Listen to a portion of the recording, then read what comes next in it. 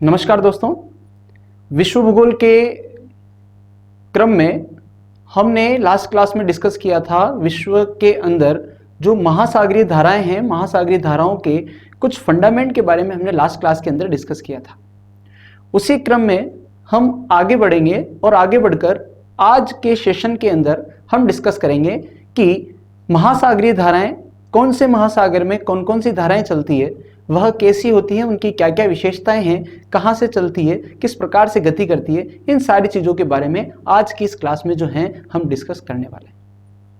तो दोस्तों, अगर हम विश्व के महासागरों की महासागरीय धाराओं के बारे में देखें तो विश्व की जो महासागर हैं, विश्व में टोटल महासागरों की संख्या लगभग 4 मानी जाती है। अभी जो हमारी एनसीईआरटी है वो 4 मान रही है।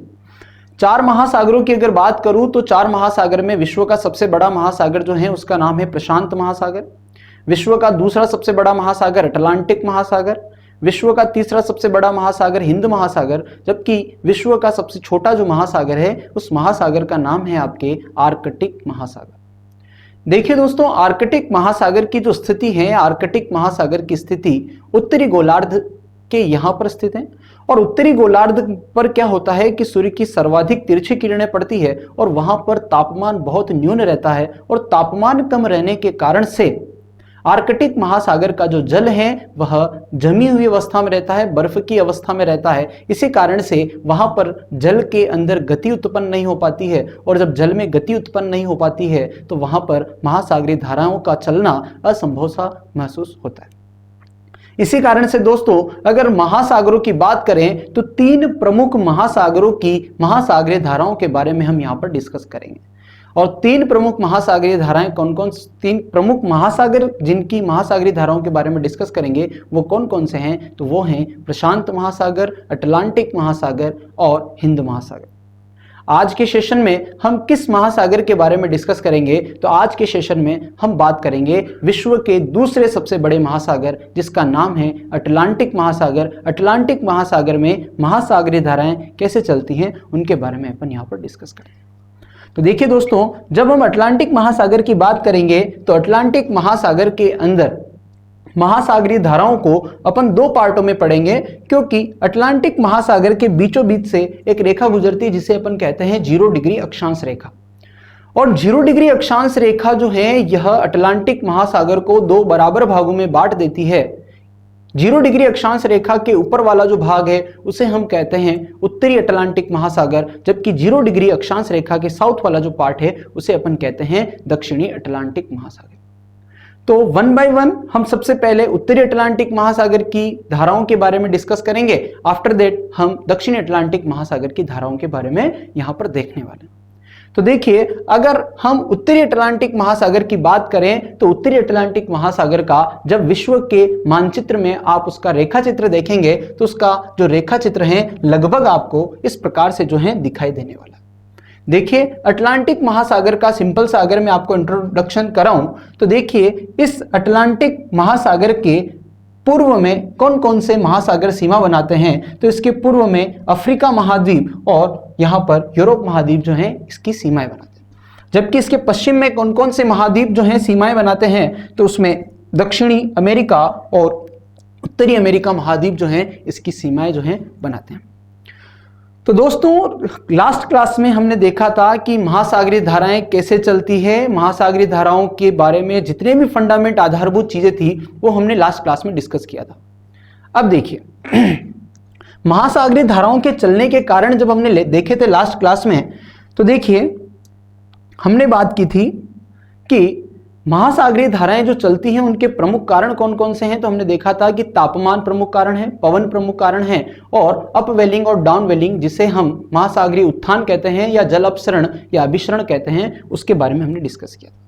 तो देखिए, अगर मैं बात करूं कि अटलांटिक महासागर की महासागरीय धाराओं में उत्तरी अटलांटिक महासागर की धाराएं कौन कौन सी है, तो देखिए, जब हमारी पृथ्वी का घूर्णन होता है, देखिए पृथ्वी का घूर्णन कैसे होता है, तो देखिए अगर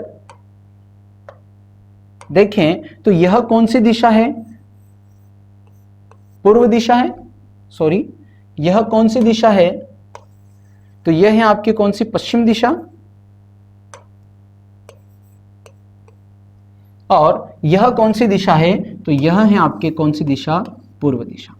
अब हमारी पृथ्वी का रोटेशन किधर से किधर होता है, तो पृथ्वी का रोटेशन होता है किधर से, पश्चिम से पूर्व दिशा की ओर। और जब पृथ्वी पश्चिम से पूर्व दिशा की ओर घूमती है तो पवन किधर से किधर चलती है, पूर्व से पश्चिम की ओर। और जब पवन पूर्व से पश्चिम की ओर चलती है तो पवनों का अनुसरण करते हुए महासागर का जल जो है वह पूर्व दिशा में आगे बढ़ता है। इसके बारे में हमने लास्ट क्लास में भी डिस्कस किया था। तो देखिए, जब पृथ्वी पश्चिम से पूर्व घूमती है तो अटलांटिक महासागर में जो 0 डिग्री अक्षांश रेखा वाला पार्ट है, यहां पर एक महासागरीय धारा उत्पन्न होती है और उस महासागरीय धारा का नाम क्या है, तो उस महासागरीय धारा का नाम है, देखिए,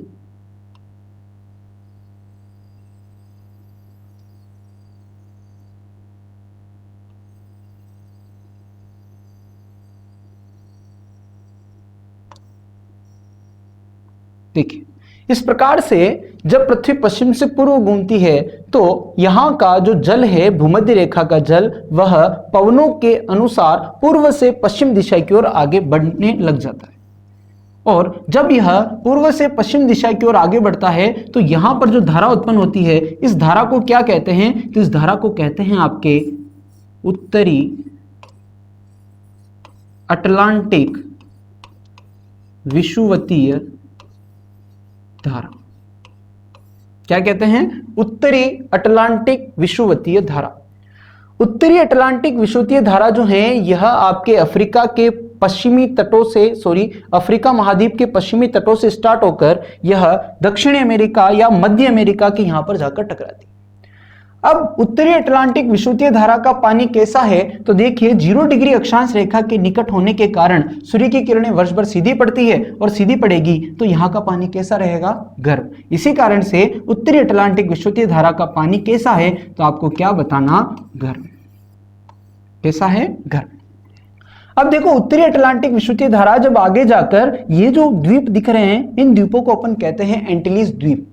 क्या कहते हैं, एंटिलीज द्वीप या कैरेबियन द्वीप कहते हैं।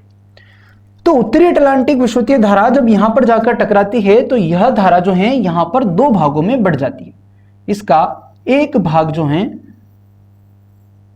एंटिलीज द्वीपों के पूर्व में बहकर ऊपर की ओर चला जाता है और इसका एक भाग जो है यहां पर मेक्सिको की खाड़ी में प्रवेश कर जाता है और मेक्सिको की खाड़ी में प्रवेश करने के पश्चात यह जो है वापस बाहर की ओर निकलता है। तो देखिए, उत्तरी अटलांटिक विषुवतीय धारा का यहां पर 2 भाग हो गया। एक भाग सीधा चला गया जिसे अपन क्या कहेंगे, कौन सी धारा कहेंगे, तो आगे बात करेंगे। और एक भाग जो है मेक्सिको की खाड़ी में चला गया।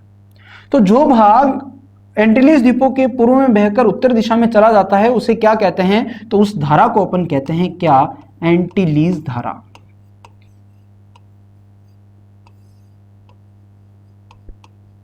क्या कहेंगे, एंटिलीज धारा। और जो भाग मेक्सिको की खाड़ी में प्रवेश कर जाता है उस धारा को अपन क्या कहते हैं, तो उस धारा को अपन कहेंगे क्या, तो उसे कहेंगे अपन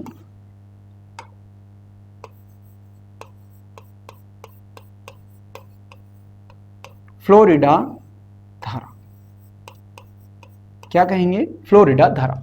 देखिए, एंटिलीज धारा और फ्लोरिडा धारा, जब दोनों धाराएं अपने अपने माध्यम से आगे बढ़कर जब आगे आती है तो दोनों धाराएं आगे आकर आपस में क्या हो जाती है, मिल जाती है। और ये दोनों धाराएं आपस में कहां मिलती है, तो यह दोनों धाराएं यहां पर एक द्वीप है, उस द्वीप के निकट ये दोनों धाराएं मिल जाती है। उस द्वीप का नाम क्या है, तो उस द्वीप का नाम है क्या, तो उस द्वीप का नाम है हैट्रस द्वीप।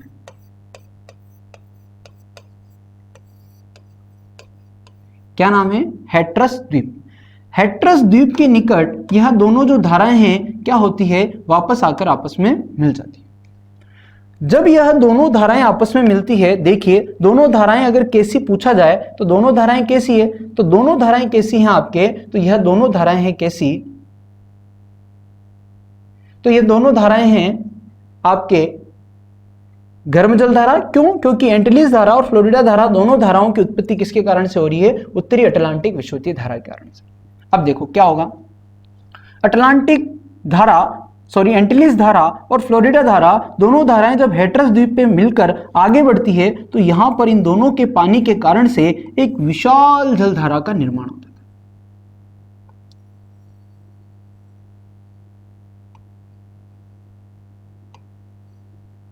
और इस विशाल जलधारा को अपन क्या कहेंगे, तो इस विशाल जलधारा को कहा जाता है आपके गल्फ स्ट्रीम। क्या कहा जाता है? Gulf stream. ध्यान रहे यह बहुत ही महत्वपूर्ण है, हर परीक्षा में लगभग इसका प्रश्न जो है पूछ लिया जाता है।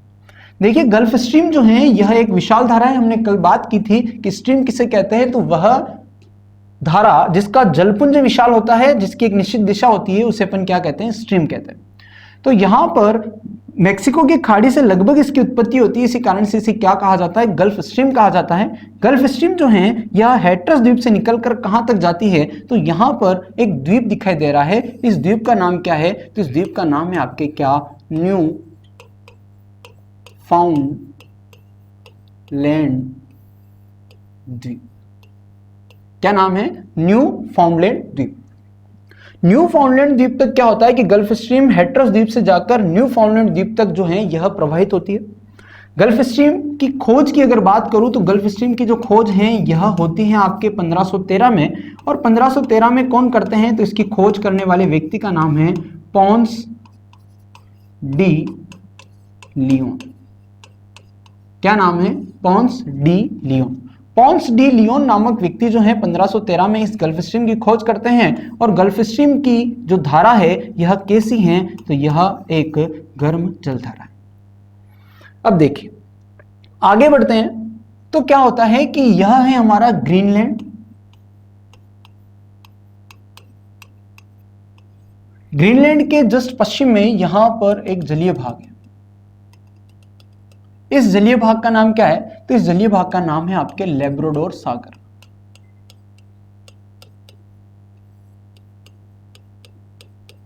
क्या नाम है? लैब्राडोर सागर। लैब्राडोर सागर की स्थिति इस 0 डिग्री अक्षांश से काफी क्या है? नॉर्थ में, काफी उत्तर दिशा में है, और ज्यादा ही उत्तर दिशा में होने के कारण से क्या होगा कि सूर्य की किरणें जैसे जैसे हम उत्तर दिशा में जाएंगे तो सूर्य की किरणें क्या होगी? तिरछी पड़ने लगेगी। और जब सूर्य की किरणें तिरछी पड़ेगी तो सूर्य की किरणें यहां पर बहुत तिरछी पड़ती है इन अक्षांशों में, तो यहां का जो लैब्राडोर सागर का जो पानी है यह पानी कैसा हो जाता है? ठंडा। और इसी कारण से लैब्राडोर सागर से इसकी एक धारा जो है वह दक्षिण दिशा में प्रवाहित होती है। यहां से एक धारा जो है यह दक्षिण दिशा में आती है, और दक्षिण दिशा में जो धारा आती है उसका नाम क्या है? तो इस धारा का नाम है आपके लैब्राडोर धारा। लैब्राडोर धारा कैसी होती है? तो लैब्राडोर धारा होती है कैसी? ठंडी। लैब्राडोर धारा कहां से आती है? लैब्राडोर सागर से। वह ग्रीनलैंड के जस्ट पूर्व में स्थित है, सॉरी पश्चिम में स्थित है। अब देखिए लैब्राडोर हो गई ठंडी जलधारा, गल्फ स्ट्रीम हो गई कैसी? गर्म जलधारा, और यहां पर द्वीप हो गया कौन सा? तो इस द्वीप का नाम है क्या? न्यू फाउंडलैंड द्वीप। क्या नाम हो गया? न्यू फाउंडलैंड द्वीप। अब देखिए न्यू फाउंडलैंड द्वीप के निकट क्या होता है कि जब लैब्राडोर धारा और गल्फ स्ट्रीम की धारा दोनों आपस में मिलती है, तो दोनों धाराओं के मिलने के कारण से यहां पर एक जीव का निर्माण होता है जिसे अपन कहते हैं प्लैंकटन। क्या कहते हैं? प्लैंकटन। प्लैंकटन जो जीव होता है यह मछलियों का सबसे अच्छा आहार होता है, और मछलियों का सबसे अच्छा आहार जब होता है तो यहां पर इन दोनों गर्म और ठंडी जलधाराओं के मिलने के कारण से बहुत ज्यादा प्लैंकटन उत्पन्न होते हैं, और प्लैंकटन जैसे उत्पन्न होंगे तो यहां पर सारी मछलियां जो हैं आकर इकट्ठी हो जाएगी, और जब मछलियां इकट्ठी हो जाती है तो यहां पर विश्व का सबसे बड़ा मत्स्य केंद्र का निर्माण होता है। और विश्व के सबसे बड़े मत्स्य केंद्र का नाम क्या है? तो उस मत्स्य केंद्र का नाम है आपके ग्रांड बैंक। क्या नाम है? Grand bank. ध्यान रहे यह जो ग्रांड बैंक है ये ग्रैंड बैंक है कहां पर? तो यह न्यूफाउंडलैंड द्वीप के निकट स्थित है। कहां पर है? तो लैब्राडोर धारा और गल्फ स्ट्रीम धारा जो है दोनों आपस में जहां पर मिलती है, यह विश्व का सबसे बड़ा मत्स्य का केंद्र है। अब देखो लैब्राडोर धारा और गल्फ स्ट्रीम धारा जब दोनों धाराएं आपस में मिलती है तो एक ठंडी और एक गर्म होती है। तो ठंडी और गर्म होने के कारण से यहां पर भाप निकलती है, और उस भाप के कारण से धुआं उत्पन्न होता है, और धुएं के कारण से यहां पर कुछ दिखाई नहीं देता। सर्दियों के दिन होते हैं सर्दियों के दिन में क्या होता है सामान्यतः कि हम सर्दियों के दिन में गर्म पानी करते हैं और गर्म पानी को ठंडे पानी में डालकर नहाते हैं। अगर नहाते हैं तो आपको जानकारी होगी कि ठंडे पानी के अंदर जब हम गर्म पानी डालते हैं तो गर्म पानी जैसे ही डालते हैं तो उसमें से धुआं निकलता है, और जैसे ही धुआं निकलता है तो हमें वहां पर दिखाई देना थोड़ा कम पड़ जाता है। ऐसा ही क्या होता है कि न्यूफाउंडलैंड द्वीप के निकट जब लेब्राडोर धारा और गल्फ स्ट्रीम धारा दोनों आपस में मिलती है तो दोनों के आपस में मिलने के कारण से यहां पर धुआं उत्पन्न होता है, और धुआं उत्पन्न होने के कारण से यहां पर विश्व का सबसे व्यस्ततम एक जलमार्ग है जिसे हम उत्तरी अटलांटिक महासागरीय जलमार्ग कहते हैं, वहां पर जो है दिखाई देना थोड़ा कम पड़ जाता है। इसी कारण से आपको जानकारी होगी कि अटलांटिक महासागर को अंध महासागर के नाम से भी जाना जाता है। किसके नाम से? अंध महासागर के नाम से भी जाना जाता है। तो दोस्तों आगे बढ़ते हैं। लेब्राडोर धारा और हमारी जो गल्फ स्ट्रीम की धारा, ये दोनों आपस में मिल गई है। ये दोनों कहां मिली है? तो ये दोनों न्यूफाउंडलैंड द्वीप के निकट मिली है, और यहां पर मिलने के पश्चात अब क्या होता है कि इन दोनों की दिशाएं जो हैं, एक नॉर्थ से आ रही है, एक साउथ से जा रही है, दोनों की दिशाएं क्या हो गई? यहां पर भंग हो गई। जब दोनों की दिशाएं भंग हो गई तो यहां का पानी जो है क्या होगा? फैलने लगेगा।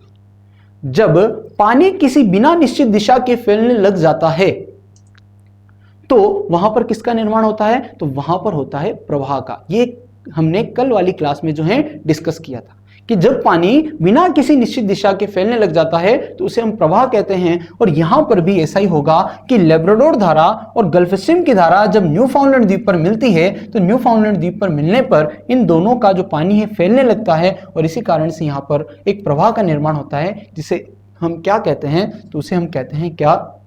उत्तरी अटलांटिक प्रवाह।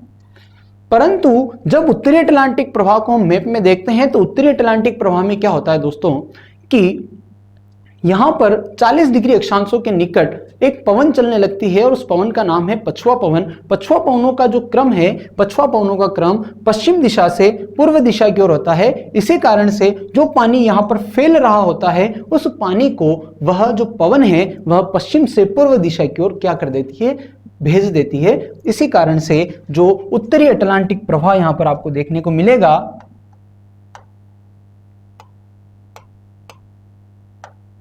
यहां पर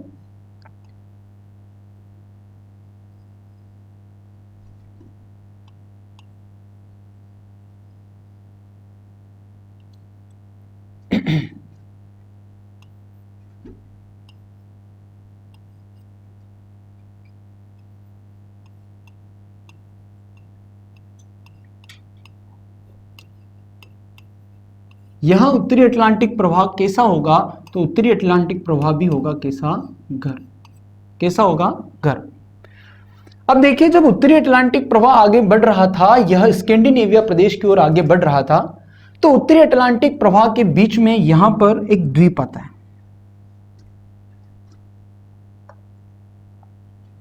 क्या आता है? यहां पर एक द्वीप आता है, और इस द्वीप का नाम क्या है? तो इस द्वीप का नाम है क्या? तो इसका नाम है आइसलैंड। क्या नाम है? आइसलैंड। आइसलैंड द्वीप के निकट उत्तरी अटलांटिक प्रवाह का एक भाग जो है टकराकर ऐसा का ऐसा नॉर्थ दिशा में चला जाता है, और जो नॉर्थ दिशा में जो एक धारा जब आइसलैंड से टकराकर नॉर्थ दिशा में चली जाती है तो उस धारा को क्या कहते हैं? तो इस धारा का नामकरण किया जाता है इरमिंगर की धारा।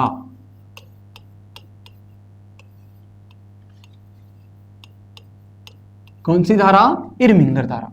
देखिए एक बार वापस थोड़ा सा यहां पर समझते हैं, उसके बाद अपन आगे वाली चीजों पर डिस्कस करेंगे। देखिए, हमारी पृथ्वी सबसे पहले घूमी पश्चिम से पूर्व की ओर, हवाएं चली पूर्व से पश्चिम की ओर, और सबसे पहले जो धारा बनी उसका नाम है उत्तरी अटलांटिक विषुवतीय धारा।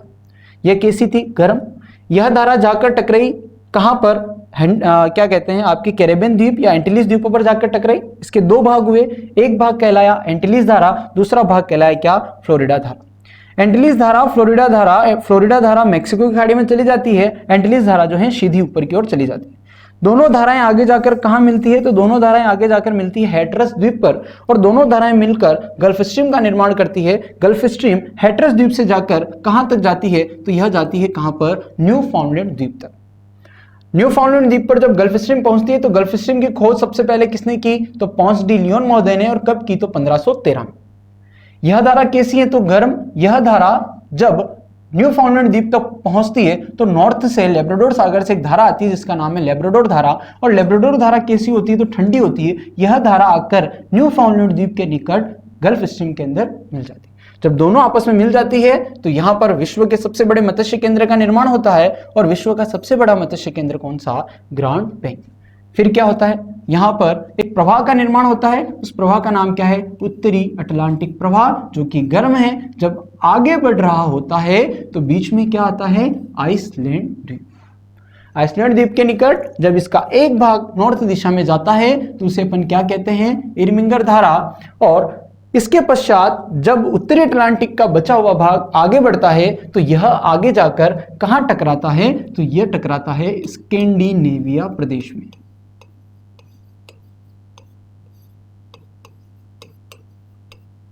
स्कैंडिनेविया प्रायद्वीप के यहां पर जाकर टकराता है। यह वाला जो भाग है स्कैंडिनेविया प्रायद्वीप कहलाता है। स्कैंडिनेविया प्रायद्वीप के अंदर नॉर्वे, स्वीडन, डेनमार्क, फिनलैंड, इस प्रकार से कुछ प्रायद्वीप के अंदर जो है देश आते हैं। तो यहां पर जाकर जब उत्तरी अटलांटिक प्रवाह जब टकराता है तो इसके टकराने पर यहां पर इसके दो भाग हो जाते हैं। एक भाग नॉर्थ दिशा में चला जाता है और एक भाग जो है ऐसा का ऐसा दक्षिण दिशा में चला जाता है। देखिए, जो भाग उत्तर दिशा में जाता है उस धारा को क्या कहते हैं? तो उस धारा को कहते हैं आपके नॉर्वे धारा, नॉर्वेजियन धारा भी कहते हैं इसको। इसका जो भाग दक्षिण में आता है यह भाग आता है कहां पर? बिस्के की खाड़ी के अंदर। दूसरा भाग जो है आकर समाप्त हो जाता है। और इसका नाम क्या होता है? तो इसका नाम होता है आपके रेनल धारा। ध्यान रहे, एक भाग उत्तर दिशा में जाता है उसे अपन कहते हैं नॉर्वे धारा। जो दक्षिण में आता है उसे क्या कहते हैं? रेनल धारा। रेनल धारा कहां आता है? तो रेनल धारा जो है यहां पर बिस्के की खाड़ी में आकर जो है यहां पर इसका पानी जो है समाप्त हो जाता है। अब देखिए, पानी जो है वह भूमध्य रेखा से चलना स्टार्ट हुआ था। भूमध्य रेखा से चलता चलता चलता पानी जो है यह क्लॉकवाइज सर्कल में रेनल की धारा के रूप में बिस्के की खाड़ी के यहां पर जाकर समाप्त होता है। अब क्या होगा? यहां पर यह सारा काम जो है पवनें कर रही थी और कहीं ना कहीं तापमान भी जो है इसको जो है महासागरीय धाराओं को चलाने का काम जो है यहां पर कर रहा था। परंतु हमने कल देखा कि महासागरीय धाराओं के चलने के प्रमुख कारणों में तीन प्रमुख कारण थे। यहां पर हमने तापमान भी देखा, यहां पर हमने पवनें भी देखी, परंतु एक कारण और है और उस कारण का नाम क्या है? तो उसको देखा था हमने अपवेलिंग और डाउनवेलिंग, जिसे हम कहते हैं महासागरीय उत्थान, जिसे हम कहते हैं जल अपसरण या जल अभिसरण। देखिए, जब यहां का पानी आगे की ओर बढ़ा तो यहां पर पानी जो सप्लाई करा रहा था ये वाला जलीय भाग, यह वाला जो जलीय भाग यहां पर पानी सप्लाई करा रहा था, तो यहां पर क्या हुआ? इन क्षेत्र के अंदर यहां का पानी जो है आगे किसका? तो यहां का पानी यहां पर नीचे दबा। जब पानी नीचे दबा तो क्या हुआ? यहां पर पानी का टीला बना और पानी का टीला बना तो यहां पर क्या हुआ कि जल जो है यहां पर नीचे वाले जल पर प्रेशर मारेगा और जब नीचे वाला जब जल प्रेशर मारेगा तो यहां पर जब नीचे का जल है जो ऊपर आएगा। होता है क्या? सामान्यतः सीधे से शब्दों में समझें तो यहां पर क्रिया होती है महासागरीय उत्थान की क्रिया। महासागरीय उत्थान की क्रिया क्या होती है? जब महासागर का ऊपर का जल आगे की ओर बढ़ता है और ऊपर का जल जब आगे बढ़ जाता है और नीचे का जल जब ऊपर आता है, महासागर का नीचे का जल जब ऊपर आता है तो उस क्रिया को अपन कहते हैं क्या? महासागरीय उत्थान। इसी कारण से जब महासागर का नीचे का जल यहां पर ऊपर आकर आगे बढ़ेगा तो हमेशा ध्यान रखना कि महासागर के ऊपर का जल का तापमान अधिक होता है जबकि महासागर के नीचे का जो जल होता है उसका तापमान कम होता है, क्योंकि वहां पर सूर्य की किरणें नहीं पहुंच पाती। तो नीचे का पानी जब ऊपर आकर बहेगा तो वहां पर ठंडी महासागरीय धारा का निर्माण होगा। इसी कारण से ध्यान रहे कि यहां पर एक ठंडी महासागरीय धारा का निर्माण होता है और महासागरीय उत्थान के कारण यहां पर जो ठंडी महासागरीय धारा बनती है उस ठंडी महासागरीय धारा का नाम क्या है? तो उसका नाम है आपके कनारी धारा। कौन सी धारा? कनारी धारा। ध्यान रहे, कनारी धारा कैसी धारा है, ठंडी है, और कनारी धारा का निर्माण किसके द्वारा हुआ, तो इसका निर्माण महासागरीय उत्थान की क्रिया के द्वारा जो है होता है। इस प्रकार से दोस्तों कि हमने देखा था कि उत्तरी गोलार्ध के अंदर महासागरीय धाराओं का जो क्रम है वह कैसे चलता है, क्लॉकवाइज सर्कल में, जिसे हम दक्षिणाव्रत कहते हैं। दाएं हाथ की ओर घूमना दक्षिणाव्रत कहलाता है। अगर आप यहां पर इसका क्रम देखेंगे तो यह क्रम आपको कैसा मिलेगा, क्लॉकवाइज मिलेगा, घड़ी की सुई के समान मिलेगा। तो इस प्रकार से उत्तरी गोलार्ध के अंदर कौन कौन सी गर्म जलधाराएं हैं, कौन कौन सी ठंडी जलधाराएं हैं, इसका हमने यहां पर जो है डिस्कस किया। ध्यान रहे, गल्फ स्ट्रीम जो धारा है यह बहती है कहां पर, उत्तरी अमेरिका के पूर्वी तटों पर। परंतु इस गल्फ स्ट्रीम की धारा को क्या कहते हैं, तो गल्फ स्ट्रीम की धारा को कहते हैं यूरोप का गर्म कंबल। इसे यूरोप का गर्म कंबल कहते हैं। तो क्यों कहते हैं, क्योंकि इसी गल्फ स्ट्रीम के कारण से यहां पर नार्वे की धारा और रेनल की धारा जो है यहां पर पहुंचती है। और जब ये नार्वे और रेनल धारा जो कि दोनों गर्म जल धाराएं हैं, जब यहां पर पहुंचती है तो यह शीतोष्ण या शीत कटिबंधीय जो एरिया है यहां पर यह थोड़ी सी यहां का टेम्परेचर जो है बढ़ा देती है। इसी कारण से इसको क्या कहते हैं, यूरोप का गर्म कंबल जो है कहते हैं। तो इस प्रकार से अपन ने यहाँ पर जो है अटलांटिक महासागर की सभी धाराओं को यहाँ पर चित्र के माध्यम से समझा। अब आपको क्या करना है, आपको थोड़ा सा यहाँ पर एक प्रैक्टिस करना है कि इन सभी धाराओं को गर्म और ठंडी तापमान के आधार पर इसका टेबुलेशन करना है और उसी टेबल को जो है आपको याद करने की कोशिश करनी। देखिए दोस्तों, मैं अगर आसानी से यहाँ पर टेबल जो है बनाकर आपको लिख देता है कि गर्म कौन सी ठंडी कौन सी है, तो शायद उसको रटना थोड़ा सा मुश्किल होता। तो आपको क्या करना है कि इस रेखा चित्र पर, मानचित्र पर थोड़ा सा आपको इसको प्रैक्टिस करना है। उसके बाद वह जो टेबल है अपने आप आपको याद होने वाली है। कैसे, तो टेबल कैसे याद करनी है, देखो।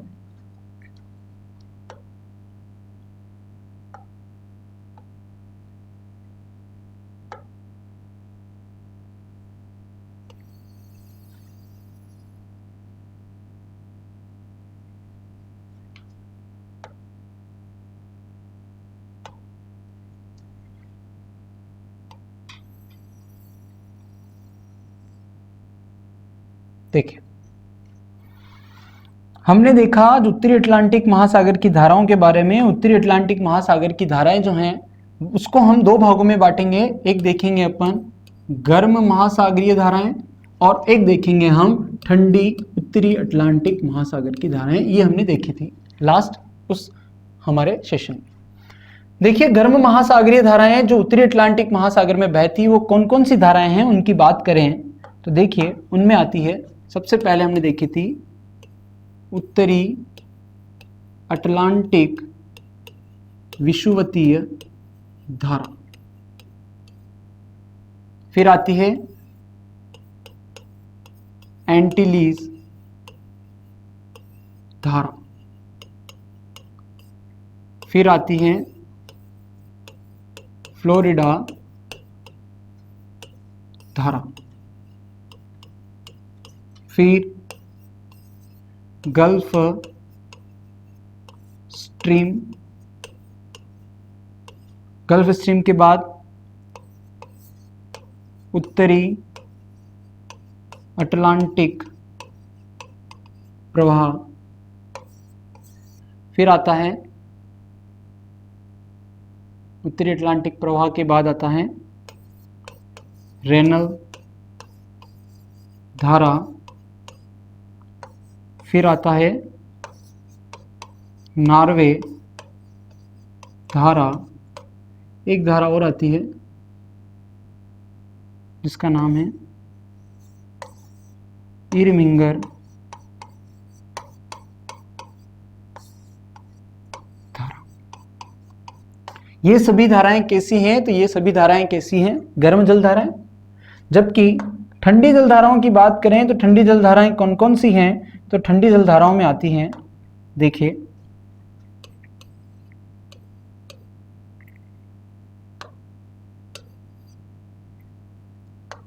ठंडी जल धाराओं में कौन सी आती है, तो ठंडी जल धाराओं में सबसे पहले आती है लैब्राडोर धारा,